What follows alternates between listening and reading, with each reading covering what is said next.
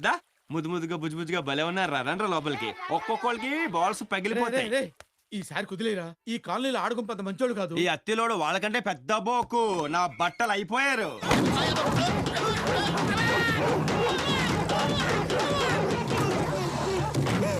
గట్టిగా ఖర్చాయా?